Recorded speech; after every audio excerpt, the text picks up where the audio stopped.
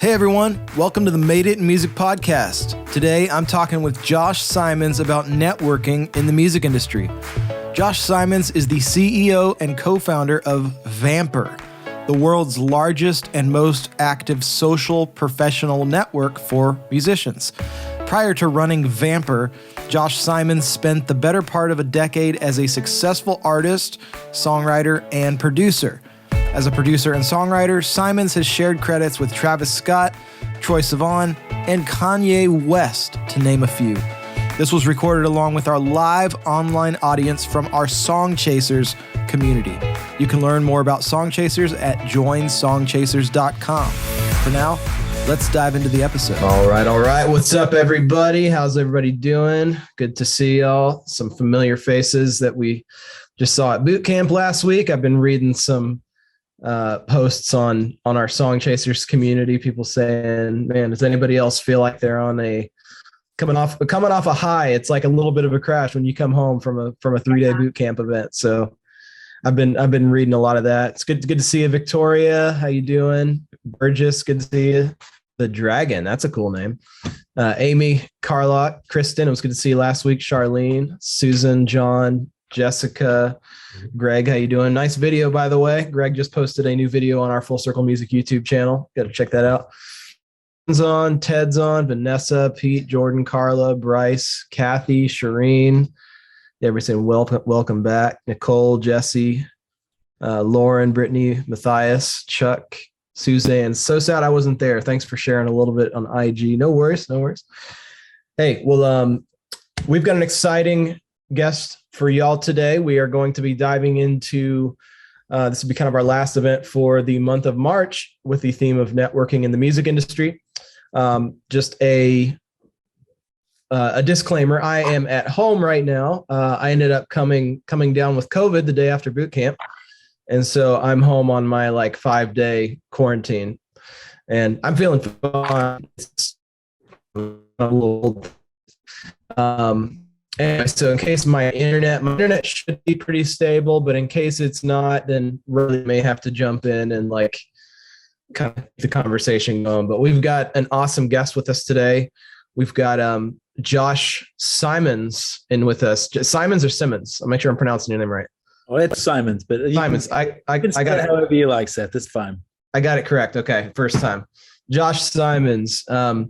Josh Simons, for those of y'all who are not familiar, is the CEO and co-founder of Vampr. That's Vampr, the world's largest and most active social professional network for musicians, often dubbed the LinkedIn for creatives.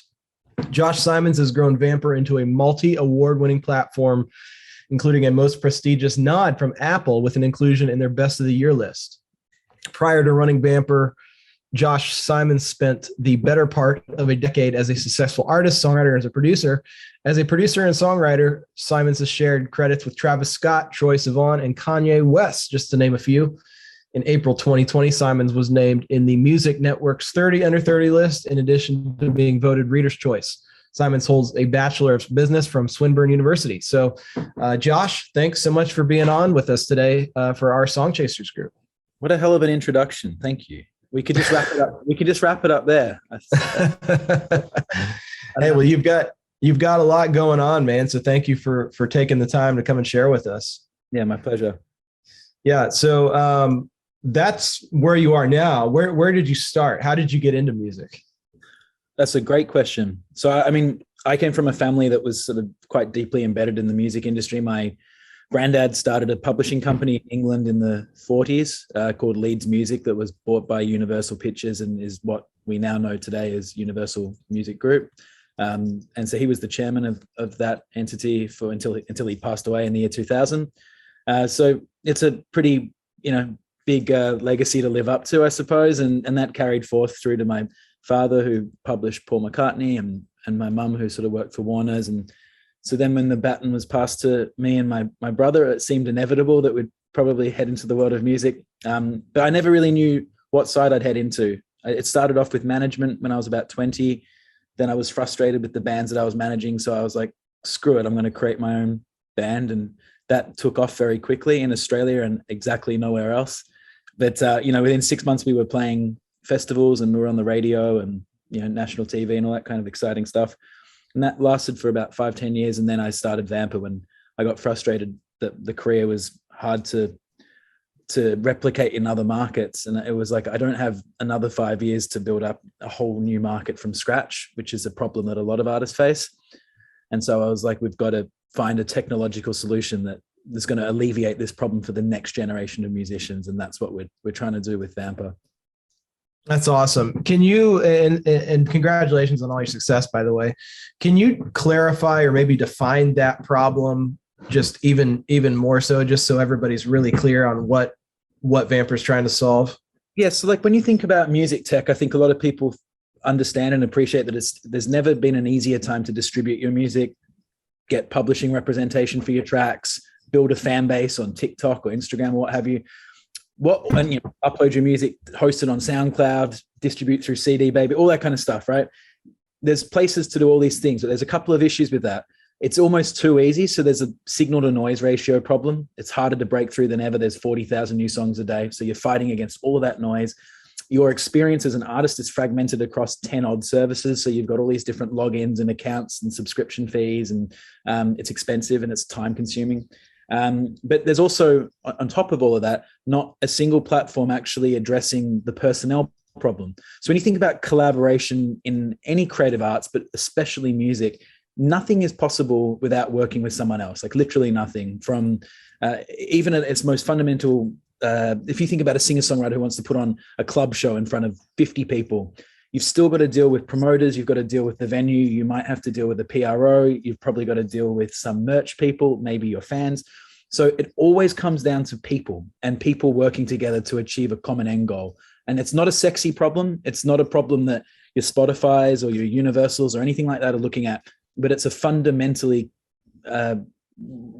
requirement of any successful collaboration or venture, and that's collaboration. So my company's job, or we exist really to help solve that problem for other people. That's awesome. So to help people connect with each other in order to potentially find collaborators to work with whatever they need. Are there different types of music industry personnel that you guys cater to, or is it kind of like everything? No, that's a great question. So when we started the product, because when you think about a social network with categories like I am this and I am that, you can't have 10,000 categories because you wouldn't find anyone. People would disappear into pockets and there'd be 3 people on there and you'd go, this sucks. So when we started it, we actually created an artificial scarcity by limiting the number of categories. So we had bass player, drummer, singer, producer, manager, songwriter. I think that was it. And so, of course, there was a limited enough categories that we were able to fill them up with lots of people very, very quickly. And there was always someone that you could find on Vampr. About a year and a half ago, we said, screw that. The market keeps telling us, I want to be on there. I'm a filmmaker. I want to be on there. I'm a choreographer. And eventually we just said, there's enough demand now that we're going to throw it wide open and let the market define the categories. So we went from 4 or 5 categories to 27,000 today. And so that's everything from 3D artist animator for, the big screens on an arena tour, right down to, a lighting tech for the local pub, and everything in between. And, as I said, choreographers, directors, filmographers, agents, etc. And so there's 27,000 categories. And now there's enough people on the platform. We've got 1.4 million accounts that you'll always find someone, no matter what city you're in or what you're searching for. And it's taken a long time to get. It's taken us 6 years to get to that point. You can't build these things overnight. And most people that try run out of money before they can get to the position that we've persevered and gotten to. Yeah. So can you speak a little bit, man? I've got a lot of questions on that, just to piggyback. And Riley, feel free to jump in too if anything. I see the wheels spinning in your brain as well. Is there some sort of a ratings like LinkedIn or any of the other social media? You kind of have this quote social credit system where people can see your ratings, you can endorse other people. Is there that sort of system on Vampr as well? That's a great question, Seth. So the difference between LinkedIn and Vampr, LinkedIn is a resume-based platform, right? So your resume is your resume. There's not really any bias in it. There's not really much opinion invited. It is what it is. And yes, you can endorse people on LinkedIn, and that's one of the best features on the platform. But it is what it is. It's scroll and it's information and it's click. music and arts in general is a much more vulnerable thing. If you invite people to give the thumbs up or a thumbs down, you're potentially criticizing someone in their most vulnerable moment, which is, I'm a new, young, creative person, finally having the courage to put myself out there into the universe. That person should be, vindicated and not shot down. And so we do have a rating system, but it's completely invisible to the public. And when I say a rating system, we use very clever algorithms that are about 6 years smart. We've been building this machine learning algorithm for a very long time now that can see certain traits in people based on, how complete their profile is, how many people are talking to them in the back end, how many people are engaging with their content and all that. And we use that to rank you based on where the algorithm thinks you are. And it's pretty damn accurate. I mean, we're auditing it all the time and improving it and feeding in new inputs. And then the idea is when you're on Vampr searching for somebody else, you'll be matched with someone of a similar skill type. But we don't want to broadcast that information publicly because it's unfair. If someone is ranked a 1, it might not mean that they're bad. It just means that they're starting off. If someone's a 10, yes, because they have 50 million streams, but it wouldn't be appropriate to put someone with 50 million streams with someone who's just getting started and it's their first day out there. So it's actually in everyone's interest to be matched with people on a similar skill level. And we call that horizontal networking as opposed to vertical networking. And we can get into that concept later. But it's a really powerful thing to actually be matched with peers at the similar experience. Very cool. Very cool. To zoom out a little bit, even just thinking back over your own career, I want to hear and maybe dive into the season of, because I don't want to skimp over the names in your bio of having worked with Travis Scott and Kanye West and Troye Sivan. What role or what chapter in your career did they play, and how did you get connected to them? Yes, that sort of all of the writing stuff I did with other artists came at the moment where I was transitioning out from my artist project and into being the CEO of Vampr. It just kind of happened that way. It wasn't by design. I was actually living in London at the time, and there's my PRO. I'm with a PRO called APRA. So that's like the equivalent to your ASCAPs and BMIs and stuff. So I was with APRA, and they do song camps for international expats. And I was just thrown in a camp with Troye Sivan. We wrote a song, and Troye Sivan was kind of like YouTube famous, but he wasn't star famous yet. And we wrote a song together that we liked, but it never made his album. And then 2 years later, I got a call from the CEO of Universal Australia saying, this is going to be the Voice Winners single. And I was like, oh, damn. And got thrown into an email chain with a lot of quite well-known managers. And one of them was someone in Kanye's camp. And I recognized the name immediately. And I just did a reply all and said, I'm moving to LA next week. This is 2016, I think. I was like, I'm moving to LA next week. I don't know anyone in America. This is great that I'm going to have this cut on The Voice, but can you set me up in sessions with human beings? Kind of doing what Vampr does, but before Vampr was public and being used by millions of people. And then one of these guys replied and said, sure, can you come to a studio in North Hollywood? I said, okay. And it turned out to be Travis Scott's session and at Kanye's studio. So that's how that happened. And then I worked at Good Music for a couple of years, but I was running Vampr at the same time. And then eventually we've got 26 employees in 6 different countries. So that started to take over, and I had to step back from songwriting a little bit. But yeah, that's how that all happened. That's awesome. I want to hit on that really quick, because a lot of people have that experience of moving, to a new market, to a new city. You obviously were new to the country as well, which is like a double whammy. Yeah. So how did you personally network with people when you moved over, or was there a lot of groundwork that you kind of had to do before you even moved to get connected? Yeah, I think we made a really smart move with Vampr. One of my earliest advisors worked at a label called PRs, and he was just quite well connected. He's an English guy, but he'd been living in LA for 5 or 10 years or something.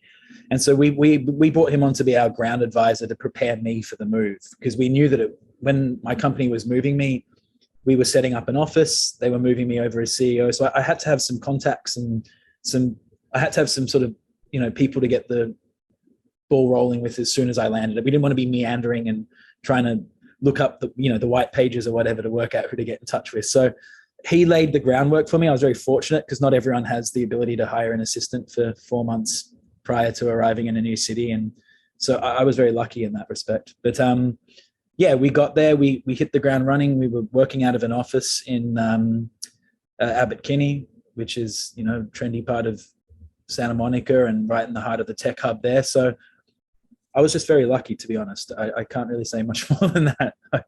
We put the right people around me. Yeah. So, and when it comes to that, I mean, just, team doesn't just kind of well, sometimes it happens organically. I mean, there are the cases when people, you're doing something really interesting and then people kind of just magnetically find you. I disagree. I think effort is always a part of the equation, even when things look lucky, like you look at Justin Bieber's and people like that. There's still always, I started here and then I was introduced to person A who introduced me to person B who changed my life by introducing me to person C. And so that actually happens to everyone. And so I was just talking about how I was lucky, but that's oversimplifying it. I was signed to my first ever major deal in 2010 by the lead singer of a famous Australian band who was doing A&R. He then quit the music industry and went into tech.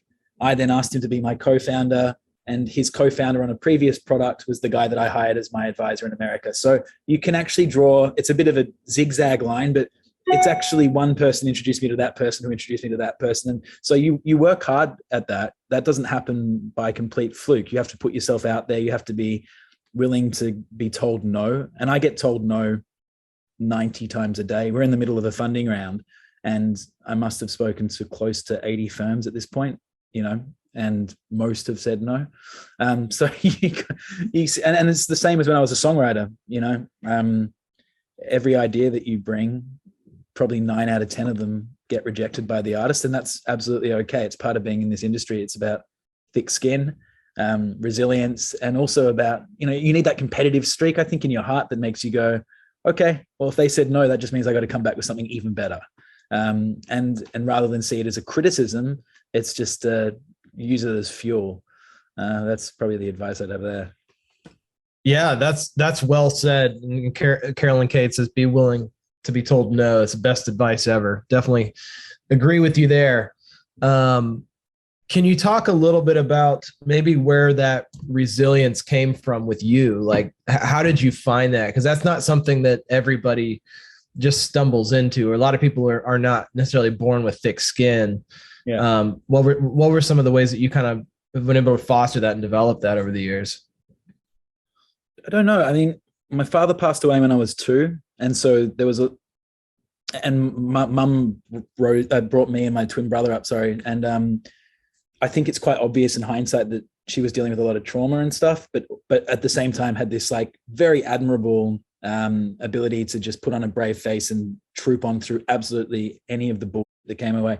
She got sued for being a woman for like $20 million, but just after Dad died, because the music industry guys in London didn't want her to have certain famous artist rights. So, I think adversity and trauma, it was sort of a part of our DNA, even though that sounds awful. I think it probably prepared me, at least, for dealing with scumbags and ultimately realizing that all of this is a bit of a game and just to have some fun with it. I definitely was just naturally ambitious, but with ambition comes anxiety. So I had my fair share of like mental health things when I was a lot younger, but that also teaches you some thick skin. And so I don't know, it's a combination of life experience and observation, what my parents went through.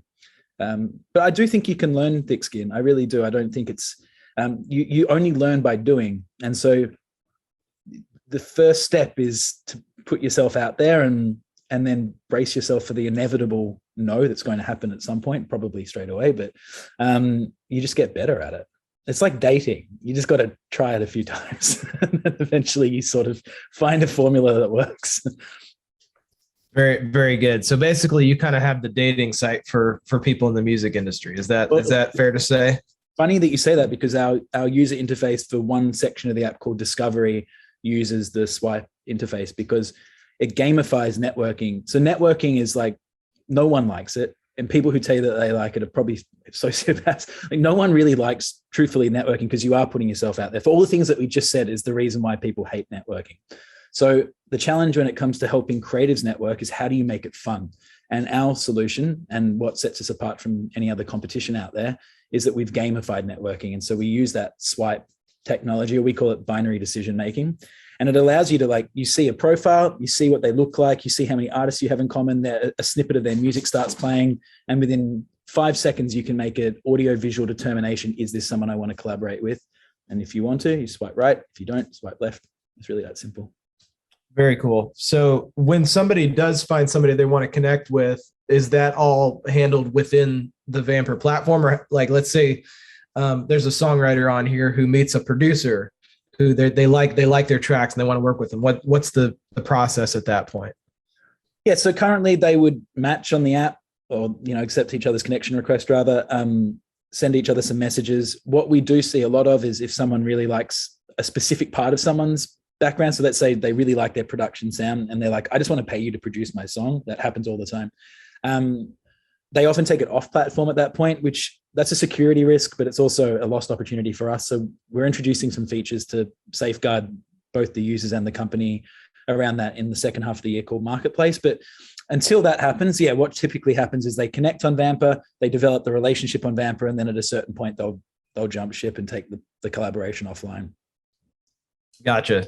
So what's the model for people who want to join? What is the model for users who would potentially be interested in becoming members? Yeah, absolutely. So it's a freemium model, which means it's absolutely free to sign up. And I think 80 or 90% of the features that we offer are free in perpetuity, like forever. So you sign up, enter your email address, go through the onboarding, just basically let the backend know what it is that you do, examples of your portfolio, name, age, all the stuff that you're used to doing on any other platform.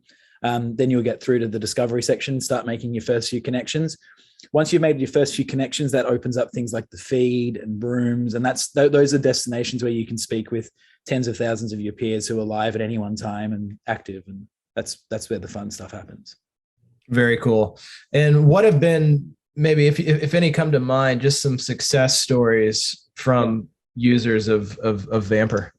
Yeah, look, my favorite story is actually, I don't know why, but it's one of the first guys that ever joined the platform. I guess because success takes time as well. And there's been plenty of like success stories of people going on to sign major deals and stuff like that. But I love this story in particular because so much of it happened on and through because of the platform. So there's this band in San Jose called Carpool Tunnel.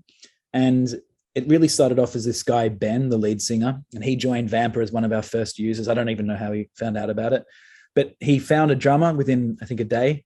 And then a week or two later, they found a bass player. And they went off and they recorded a demo. They put it on TikTok. It was Musically back then. It wasn't even TikTok.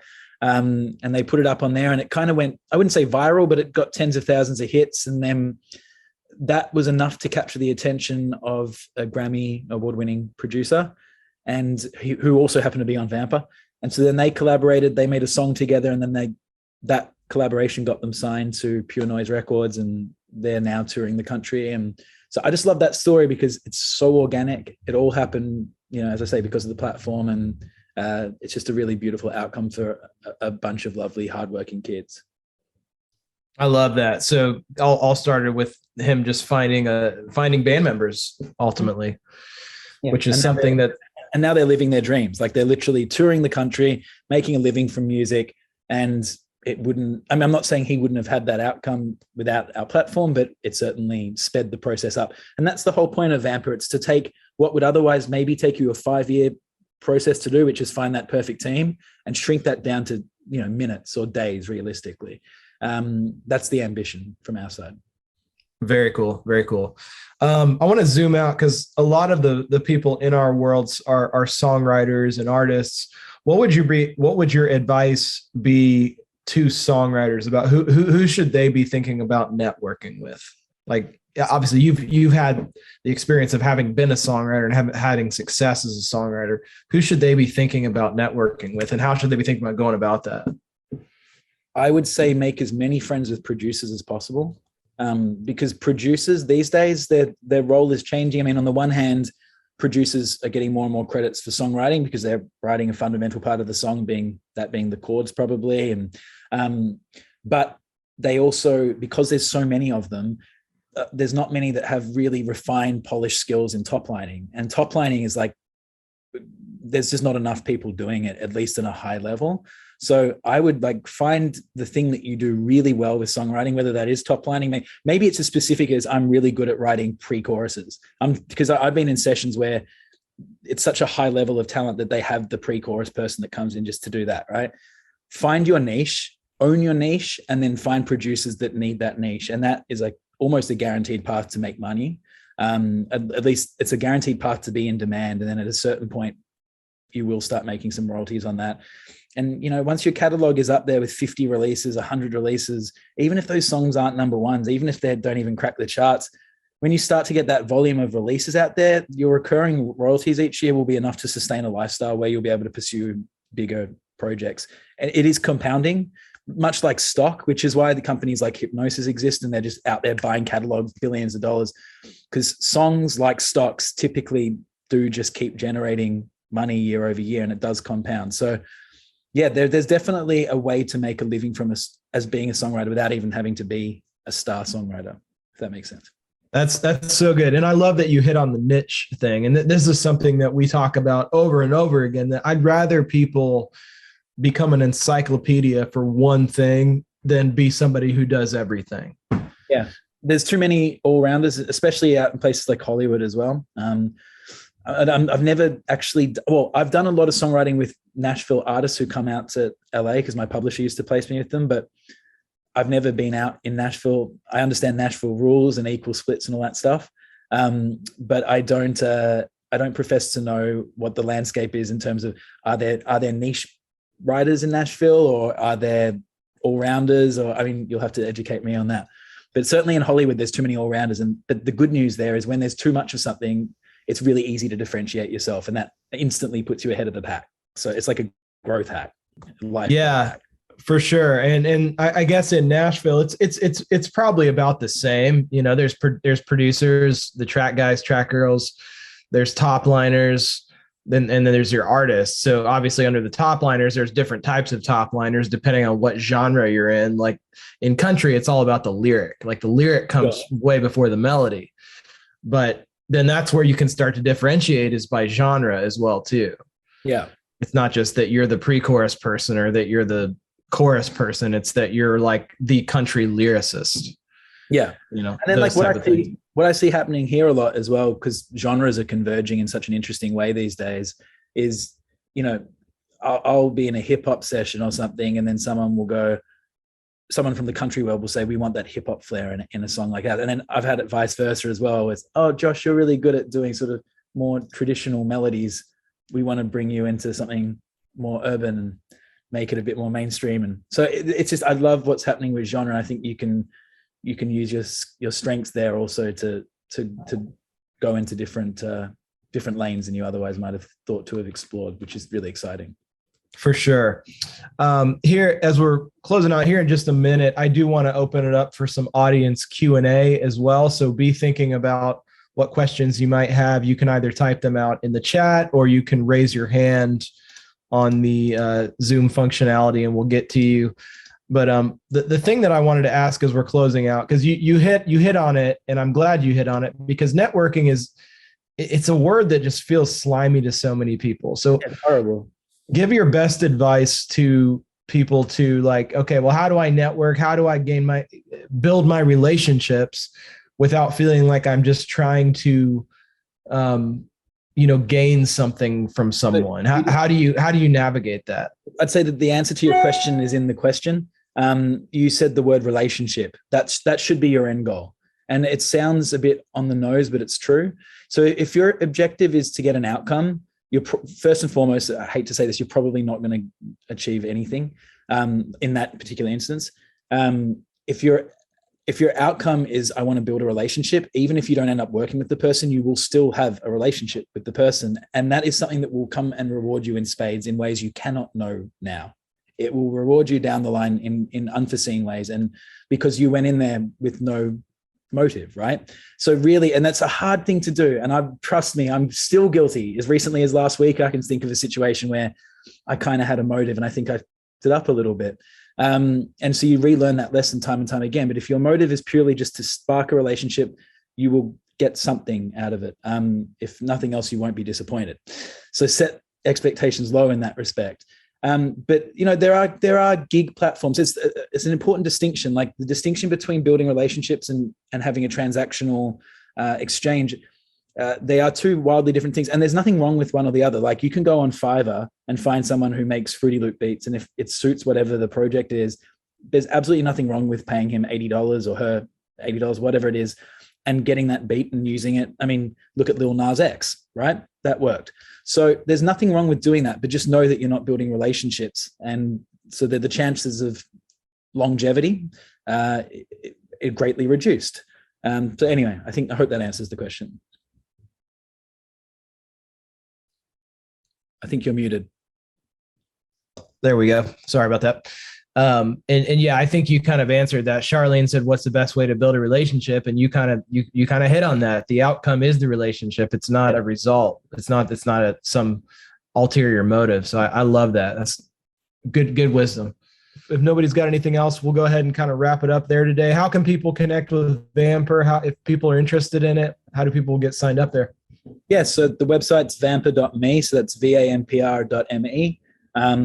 The links to download the app right up the top on the banner there. It's very hard to miss. So, but if you have any issues or anything, our customer support team's, I think, the best in the world. We get back to everyone within 12 hours usually. So you can email us, or eventually you can usually get onto me too at social@vampr.me. Happy to help people through. And also we quite often get people just asking for advice on their career or feedback on tracks. And when time permits, the team will always provide it. So we're always happy to be a sounding board as well. So yeah, social@vampr.me if you want to get in touch. And I don't have personal social media accounts. I have very old ones that aren't active. So you might find something, but I'm not on it. So there's nowhere to find me, but certainly you can find the company and usually get to me. Awesome. Ted asked about the desktop version. I think you already hit on that you guys are kind of in development for that. It's happening. I don't know. I can't provide a month, but I would suggest by the end of the year seems reasonable. Very cool. Awesome. Yeah. Great. Well, Josh, thanks so much for creating an amazing platform and giving us a little bit of your time today. My pleasure, guys. Thank you so much for listening. It's great to meet y'all, or it's great to meet you. And we'll talk to the rest of you guys. We'll be on our regular weekly coffee chats this Friday. So we'll see y'all then. Thanks, guys. Bye. Thanks for listening to this episode of the Made It in Music podcast. In addition to this episode, we also recorded a Q&A session where some of the songwriters in our Song Chasers community were able to ask their own questions. We'll release that episode shortly after this one. Make sure to check out some of the other episodes of the Made It in Music podcast as well. We have well over 100 interviews with some of the top music industry professionals, many here in Nashville and many from all over the world. Subscribe to make sure that you automatically get future episodes, and leave us a review if you loved it. It would really help us out. Or send an email to support@fullcirclemusic.com if you have any ideas for how we can improve the show. If you'd like to become a Song Chasers member and attend these training sessions live, head over to joinsongchasers.com to learn more. You also get additional exclusive trainings from me. You get our Track Suite Pro software. You get song reviews from me and my team. And you get access to a custom social media network we created exclusively for songwriters and musicians.